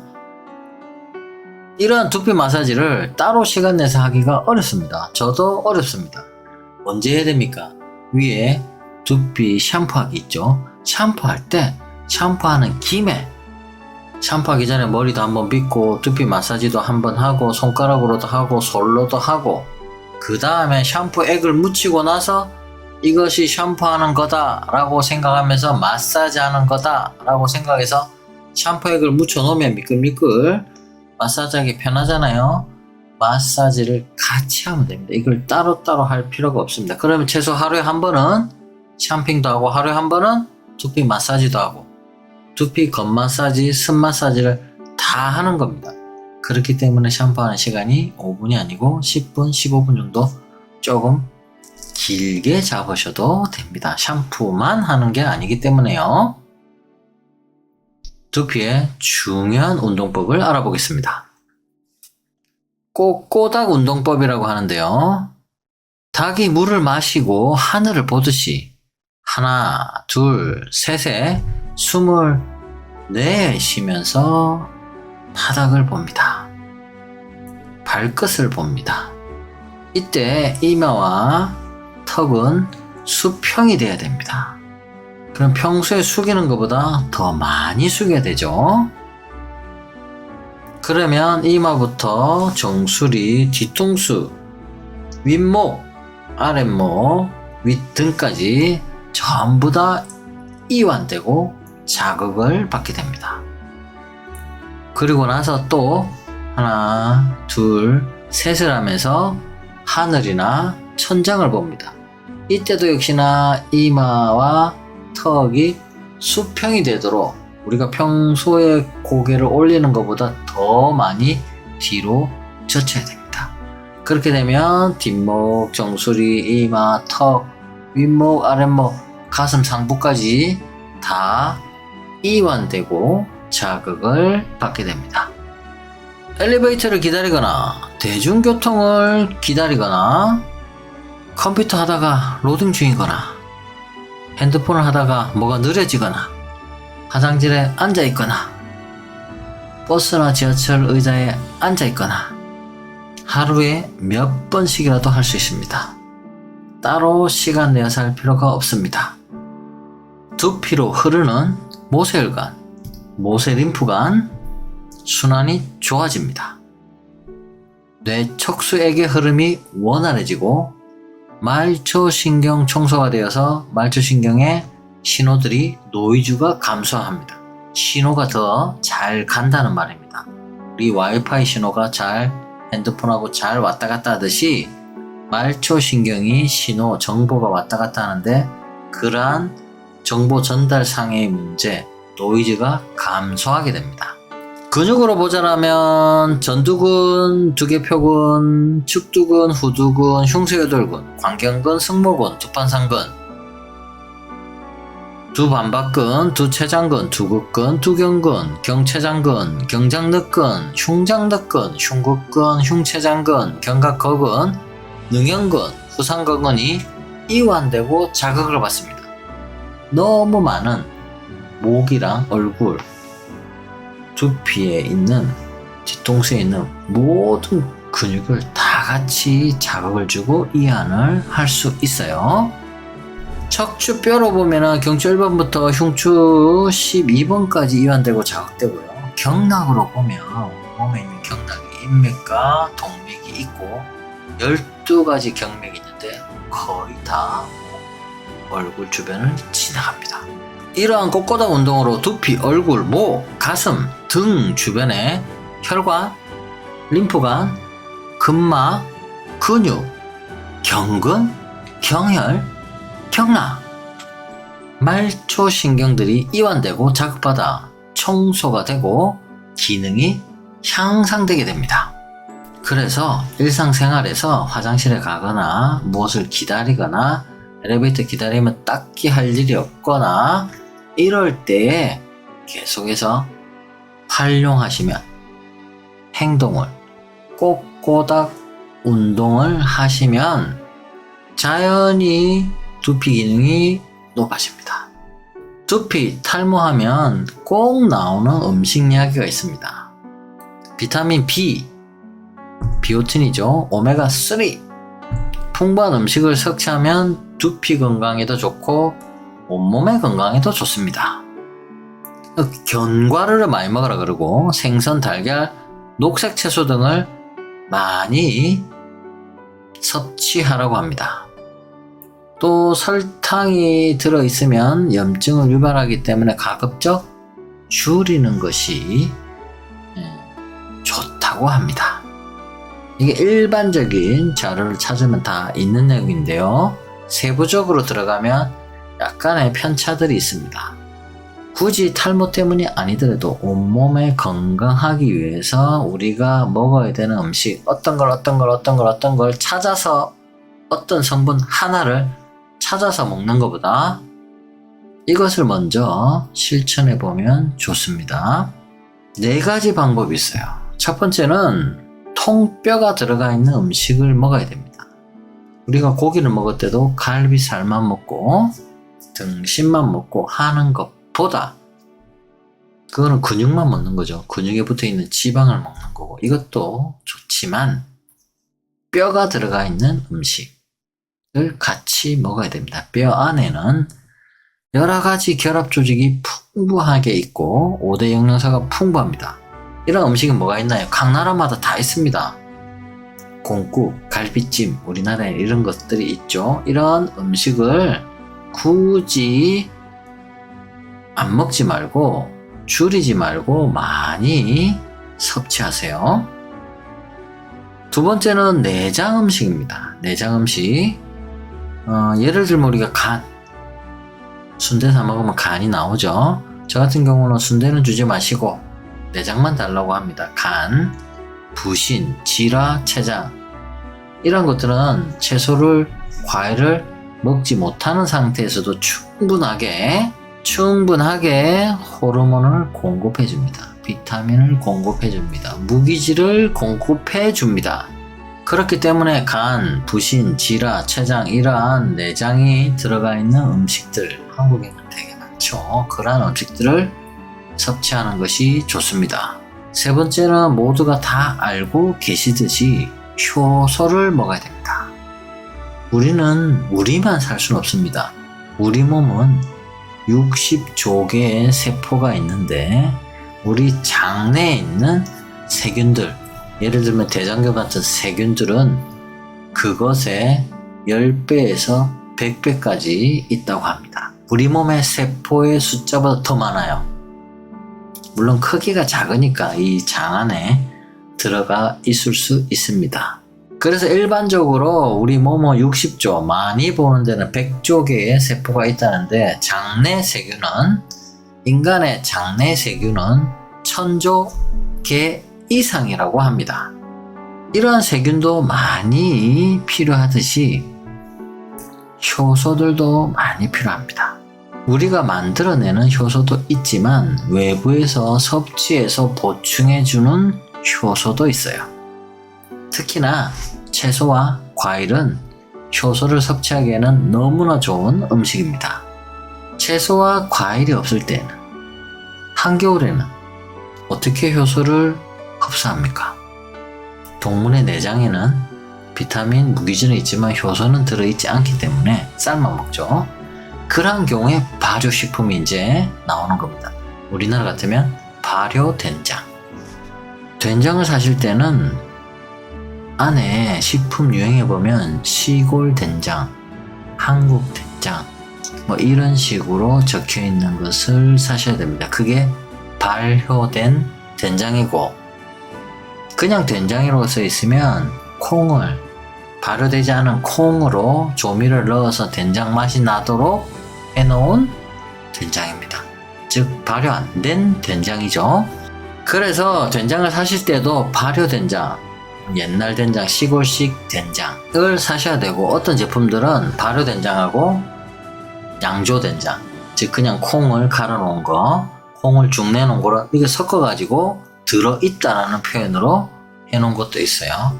자세히 보시면 발효 된장만으로 해놓은 된장들이 있습니다. 그러한 된장을 드시면, 채소나 과일 먹을 때 같이 드시면, 밥을 드실 때 같이 드시면 효소를 먹을 수 있습니다. 이제 네 번째는 저탄고지입니다. 많이들 아시겠지만 탄수화물을 적게, 아예 먹지 말라는 게 아니고요. 금탄하면 아니 됩니다. 금식을 하라는 말이 아니고 적게, 지금의 비율보다 적게 먹으라는 말입니다. 그리고 지방 성분, 지질 성분을 애써 콜레스테롤 문제 때문에, 심혈관 문제 때문에 안 먹고 있는데 먹으라는 이야기입니다. 갈비찜에 있는 그 국물을 먹으라는 말입니다. 곰국에 있는 그 국물을 심혈관 문제가 있다, 혈관이 막힌다, 콜레스테롤이 많다, 지방간이 있다, 곰국 먹으면 더 좋아집니다. 그런 것 때문에 곰국을 안 먹는다, 갈비찜 국물을 안 먹는다 라고 하지 마시고 드셔야 됩니다. 드시면 더 건강해지십니다. 저탄고지에서 그러면 탄수화물을 줄이는데 어떤 것부터 줄이느냐? 제일 안 좋은 것부터 줄이면 됩니다. 밥은 제일 좋습니다. 삶은 거기 때문에 100도씨로. 찐 것 100도씨보다 약간 올라갑니다. 오븐은 600도, 700도 됩니다. 튀기면 800도, 900도도 가죠. 그렇기 때문에 오븐에서 구운 거, 감자튀김 제일 안 좋고요. 오븐에서 구운 빵이 좋지 않습니다. 저탄고지를 할 때는, 탄수화물을 줄일 때는 밥을 줄이는 게 아니고 빵을 줄이는 겁니다. 저탄고지를 할 때 두 번째 중요한 거는 식사 순서입니다. 탄수화물 제일 뒤에 먹는 겁니다. 우리가 밥 한 숟가락 먹고 국 먹고 반찬 먹고 이렇게 어릴 때부터 해왔는데 반대로 채소, 샐러드 먼저 먹고 그 다음에 단백질 먹고 밥은 제일 나중에 먹는 쪽으로 그런 순서를 지키는 것이 중요합니다. 명상, 운동, 충분한 수면을 통해서 스트레스를 관리하면 두피 건강을 개선할 수 있습니다. 규칙적인 생활 습관이 중요한 역할을 합니다. 스트레스라는 것은 내 몸에서 행복 호르몬이 많이 나오면 됩니다. 규칙적인 생활에서 왜 중요하냐면요. 규칙적인 생활을 하면 내 뇌에서 세로토닌이 많이 분비됩니다. 그러면 스트레스 저항도가 높아져요. 똑같은 일도 짜증이 안 납니다. 세로토닌 수치가 낮아질 때는 똑같은 일, 컵이 떨어졌다, 볼펜이 떨어졌다, 오타가 났다, 이러한 사소한 조그만 일에도 짜증이 확 나는데 세로토닌이 높을 경우에는 그러한 일에도 짜증이 나지 않습니다. 세로토닌을 높이는 여러 가지 행위 중에 하나가 산책을 한다, 운동을 한다, 햇볕을 많이 받는다도 있지만 규칙적인 생활을 하면 세로토닌이 많이 분비됩니다. 그래서 운동선수들이, 특히 골프 선수들이 공을 치기 전에 똑같은 행위를 합니다. 이걸 루틴이라 그러죠. 루틴을 한번 돌면 내 뇌에서 세로토닌이 분비되기 때문에 긴장을 적게 하고 이완이 됩니다. 그러면 실수할 확률이 낮아지죠. 그래서 우리 생활에서 항상 루틴을 만드는 것이 중요합니다. 규칙적인 생활이라서 자는 시간, 일어나는 시간, 밥 먹는 시간을 말하는 것이 아니라 세수를 할 때는 꼭 어떤 행위를 하고 세수를 한다. 화장실에 가서 소변을 볼 때는 어떤 행동을 하고 소변을 본다. 소변을 볼 때는 어떤 운동을 매번 반복한다. 라는 규칙적인 그런 루틴은 나의 스트레스 면역력을 높입니다. 두피 건강에서 또 중요한 것이 호흡을 하는 것입니다. 두피가 영양분을 먹어야 살지만 영양분만 먹으면 되는 것이 아니라 영양분을 먹어서 산소와 결합해서 이게 만나서 에너지를 만들어내야 됩니다. 우리의 세포는 먹어서 생활하는 게 아니고요. 세포 내에 있는 미토콘드리아에서 세포가 사용할 수 있는 에너지를 만들어내야 됩니다. 그 에너지로 세포가 활동을 하는 겁니다. 그렇기 때문에 우리가 숨을 쉬고 있고 숨을 잘 쉬어야 됩니다. 세포가 살아가는데 에너지가 필요하고요. 이 에너지는 포도당과 산소로 만들어집니다. 포도당과 산소는 혈관을 통해서 세포로 공급이 되는데 포도당은 소화기관에서 분해해서 흡수하거나 다른 영양분, 지방, 단백질에서 변형시키거나 포도당이 모질할 때요. 더 모질하면 간 속에 저장해 놓았던 것을 끄집어내어서 다시 포도당으로 만들어서 세포로 보내줍니다. 근데 산소는 오로지 폐에서 흡수해야 돼요.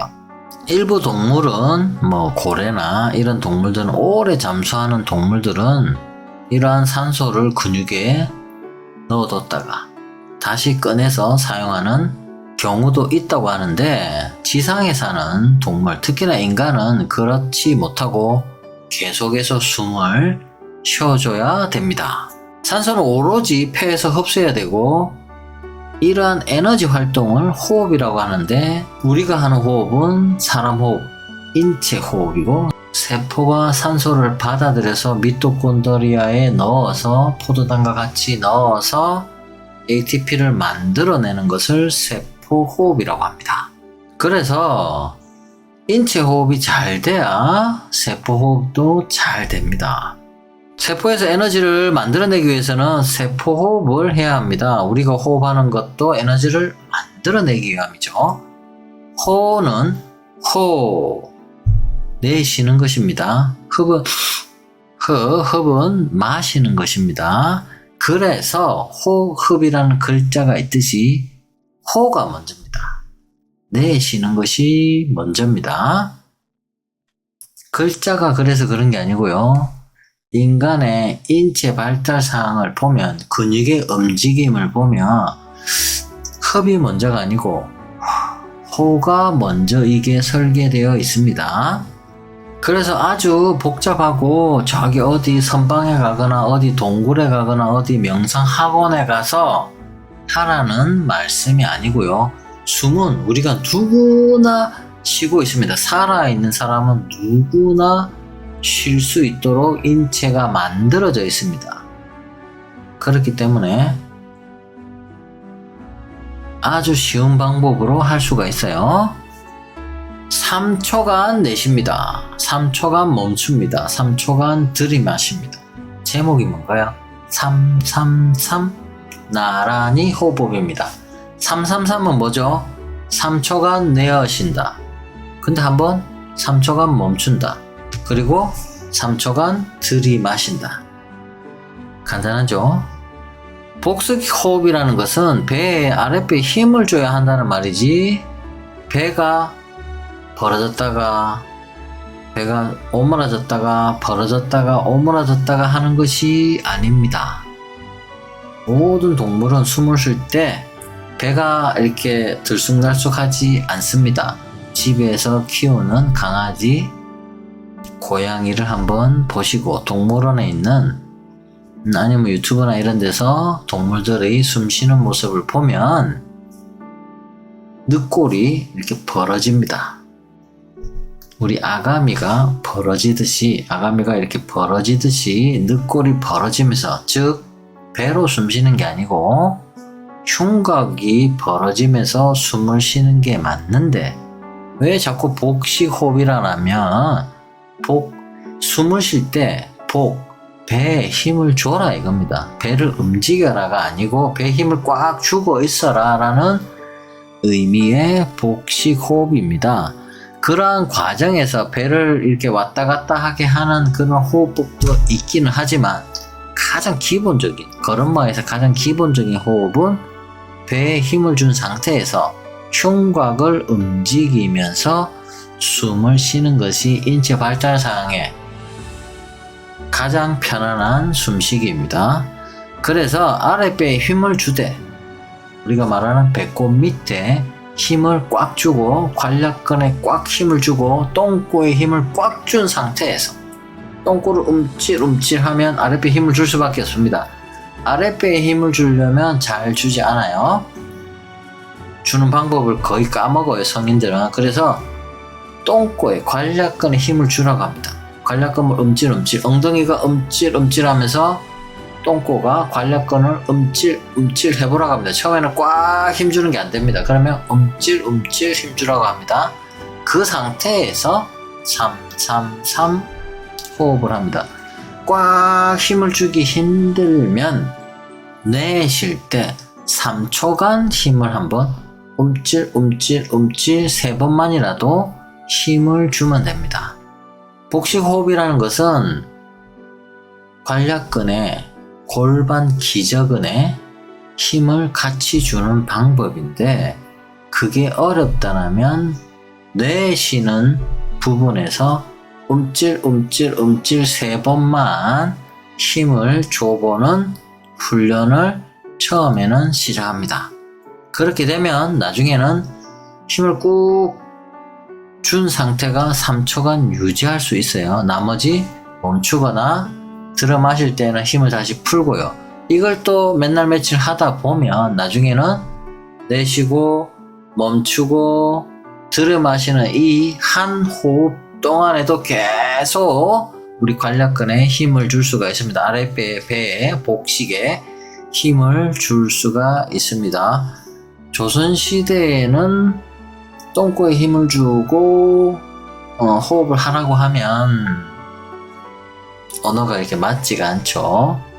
좀 더 격식이 있으려면 복식호흡이다 라고 하면 뭔가 격식이 있고 우아해 보이죠. 요점은 배를 움찔거리는 게 아니고 배 밑에 있는 아랫배 밑에 있는 골반 기저근, 활력근을 힘을 주는 겁니다. 그래서 3초간 내쉽니다. 3초간 멈춥니다. 3초간 들이마십니다. 그런데 여기서 나란히가 있어요. 나란히라는 것은 흉곽을 충분하게 이완시키기 위해서 손을 나란히를 해줍니다. 견갑골을 충분하게 라운딩을 시켜주기 위해서입니다. 호흡할 때입니다. 그래서 호흡할 때는 3초간 배에 힘주고 손도 나란히 하고, 멈출 때는 이렇게 멈추고, 차렷해서 멈추고, 들어 마실 때도 차렷한 상태에서 들여 마시면 됩니다. 내쉬고 멈추고 들어 마실 때 전부 다 코, 내쉬고 들어 마실 때는 입이 아닌 코로 숨을 쉬는 것이 좋습니다. 처음에는 이것도 생각해야 되고 저것도 생각해야 되고 배에도 힘을 줘야 되고 팔도 나란히 해야 되고 숨도 내쉬라 그러고 내쉴 때는 배는 또 힘만 주라 그러고 이렇게는 하지 마라 그러고 그래서 엄청 헷갈립니다. 이렇게 간단하게 만들어 놨는데도 엄청 헷갈려 하십니다. 그런데 숨 쉬는 거는 우리가 매일같이 숨을 쉽니다. 숨이라는 거는 우리가 생각은 하루 종일 생각은 5만 가지 생각을 한답니다. 숨도 마찬가지입니다. 숨도 5만 가지입니다.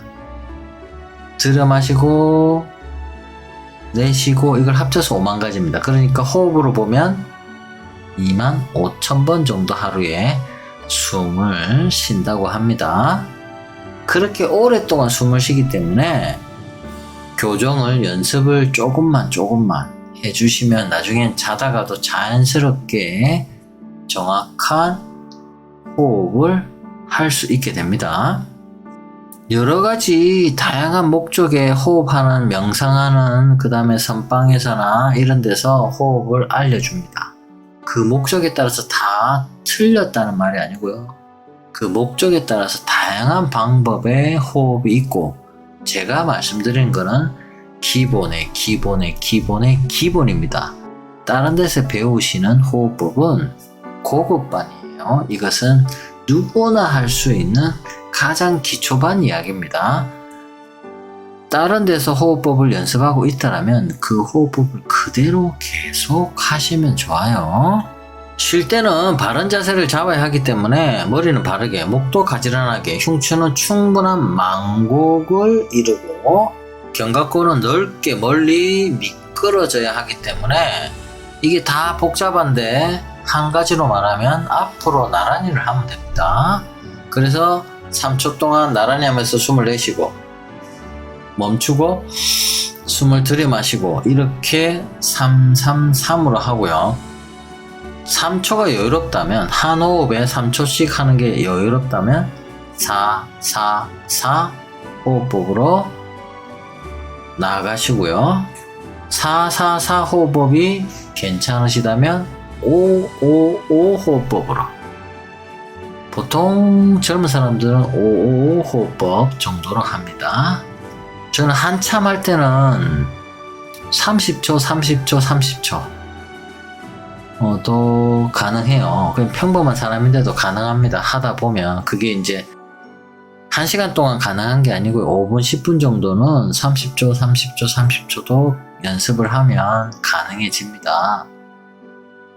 그래서 뭐 30초, 1분 뭐 이런 식으로도 호흡을 연습하면 가능한데 지금은 처음 기초반일 때는 3초만 해도 충분합니다.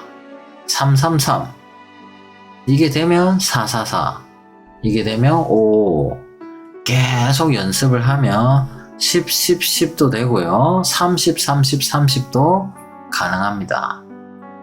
한번 그렇게 해보세요. 누워서도 할 수 있고요. 자기 전에도 할 수 있고 자고 일어나서도 할 수 있고 컴퓨터 하는 중간에도 할 수 있고 화장실에 앉아서도 할 수 있고 책 보다가도 할 수 있고 버스 기다리다가 노래 듣다가도 엘리베이터를 기다리다가도 할 수 있습니다. 우리가 이게 말할 때 이렇게 숨이 계속 나가는 이게 보통은 뭐 종교적으로 우리가 뭐 명상을 한다거나 연부를 한다거나 찬송가를 부른다거나 성경책을 읽는다거나 이런 거를 많이 하다 보면 이 호흡이 거의 30초 단위로 가는 경우가 많이 있습니다.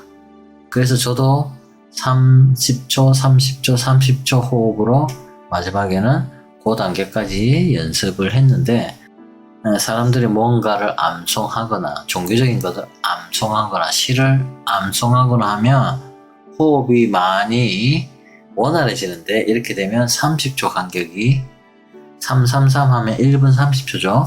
1분 30초 간격이 가장 많다고 합니다. 여러 나라에 이런 암송하는 걸 보면 이 호흡의 길이가, 한 호흡의 길이가 1분 30초 단위가 많이 있다고 합니다. 이 호흡법은 두피 탈모에만 좋은 게 아니고 호흡이니까 산소를 미토콘드리아에 넣어주는 거죠. 그러면 미토콘드리아가 건강해집니다. 자기 할 일이 생기니까요. 그러면 세포 하나에 미토콘드리아도 4개, 10개씩 있습니다. 세포 하나에 미토콘드리아가 하나가 아니고요. 그래서 기능이 낮은 세포는 미토콘드리아가 세포 하나에 1개고요. 기능이 좋은 세포는 세포 안에 미토콘드리아가 10개씩 막 있어요. 그럼 그런데 산소를 많이 보내줘야 자기 할 일을 하고 자기도 세포 분열을 해서 미토콘드리아가 더 생기겠죠, 세포 내에서. 그렇기 때문에 기능이 낮아지는 질환들, 노인성 질환들, 치매, 알츠하이머, 뇌발달, 인지장애, 이러한 병동에서는 이런 훈련을, 숨쉬는 훈련을 많이 같이 하게 됩니다. 역시나 미토콘드리아 기능이 낮아지는 그러한 세포들이 결국은 암세포가 되거든요. 그래서 암병동이나 암회복병동에서는 세포대사 기능을 높이기 위해서 이러한 호흡, 그런 호흡을 많이 활용하고 있어요. 두피에 가장 좋은 운동은 역시나 목운동인데요. 목운동 다음으로 전체적인 우리 몸의 순환 기능을 높여서 결과적으로 두피에도 좋게 하기 위해서는 걷기가 중요합니다. 하루에 30분, 일주일에 3번 정도만 하면 됩니다.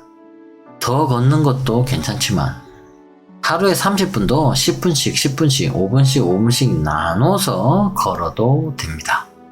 처음에는 가볍게 시작하는 것이 좋습니다. 3시간씩, 10시간씩 이렇게 무리하지 마시고 30분만 걸으면 돼요. 걷는 것 중에서 정확하게만 걸으면 됩니다. 5분을 걸어도 정확하게 성큼 걷는 것이 가장 중요합니다. 성큼이라는 것은 보폭을 넓히는 겁니다. 지금의 보폭보다 5cm, 10cm 정도 더 넓게 걷는 겁니다. 성큼 걷는다는 말이 그 말이죠. 성큼 걷고 냉큼은 속도를 빠르게 한다는 거죠. 그래서 성큼, 냉큼 운동법입니다. 성큼, 냉큼 걷기. 보폭을 넓게 하고 약간 빠르게 걸어야 됩니다. 이게 걷기의 끝입니다.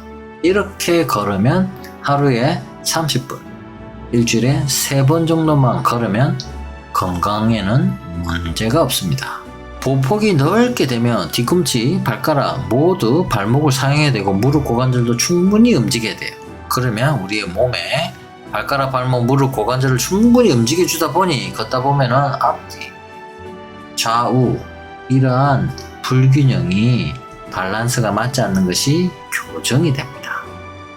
그렇게 생활관리를 잘 했다 하더라도 이러한 경우에는 꼭 병원에 가야 돼요. 가려움이 너무 심해서 일상생활에 잠을 못 자겠다 이러면 이제 치료를 해야 됩니다. 생활관리를 하는데도요, 두피에 염증이 지속돼서 진물이 이제 흘러나온다. 진물이 흘러나와서 베개에 묻는다. 있는데 흘러내린다. 이럴 때는 생활관리를 하더라도 해결이 안 되기 때문에 한의원에 빨리 가시는 것이 좋고요. 각질이 너무 많다. 이렇게 막 쌓인다. 생활관리를 하는 중에서도 너무 쌓인다. 그 다음에 가려움인데 탈모까지 생긴다. 머리까지 빠진다. 이러면은 이제 생활관리만으로 어렵습니다.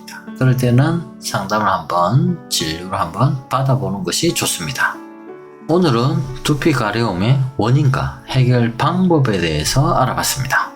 내가 두피가 가려운데 나의 원인은 무엇인지, 그 원인별로 집에서 해결할 수 있는 방법이 여러 가지가 있습니다. 원인은 이건데 인터넷에 찾아보니까 해결책은 이거라고 하네. 이러면 아무리 해도 효과가 없습니다. 내 가려움의 원인을 알고 거기에 맞는 생활 관리를 해보세요. 이 영상이 도움이 되셨다면 좋아요와 구독 부탁드립니다. 궁금한 점이 있다면 댓글로 남겨주세요. 여러분의 의견을 기다리고 있습니다. 다음 영상에서 만나요. 감사합니다.